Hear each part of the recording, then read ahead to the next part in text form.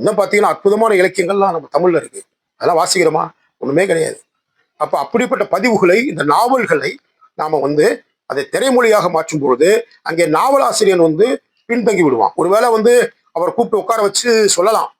அவருக்கான கஷ்டமா தான் இருக்கும். என்னடா நம்ம எழுதுனது பூரா வெட்டி தூக்குறாங்களேன்னு சொல்லி கஷ்டமா தான் இருக்கும். சரி ஏதோ வந்தா போதுன்ற மாதிரி தான் இருப்பாரு. நிறைய பேர் கூப்பிடுறதே கிடையாது. அவங்களெல்லாம் நாவலாசிரியர்கள்லாம் கூப்பிடுறதே கிடையாது. அப்ப ஒரு இயக்குனர் ஒரு பொறுப்புணர்வோடு அந்த நாவலிலே சொல்லப்பட்ட சமூக கருத்துக்களை, சமூக அவலங்களை, சமூக சித்தாந்தங்களை சொல்ல வேண்டும் என்பது என்னுடைய தாழ்மையான கருத்து. அந்த பொறுப்பு இயக்குநர்களுக்கும், கதாசிரியர்களுக்கும், திரைக்கதை அமைக்கிறவர்களுக்கும், வசன மொழிகளுக்கும் மட்டும்தான் இருக்கிறது. ஏன்னா இது நிறைய வரும். இனிமேல் நாவல்கள் நிறைய படமாக்கப்படும். நிறைய நாவல்கள் எழுதி குவிச்சுக்கிட்டு இருக்காங்க. அற்புதமான நாவல்கள்.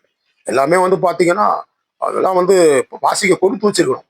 அவ்வளவு நேட்டிவிட்டிஸ், அவ்வளவு பயங்கரமான ஆய்வுகள் பண்ணி அற்புதமான நாவல்கள்லாம் நம்ம தமிழ் இலக்கியத்துல இருக்கு.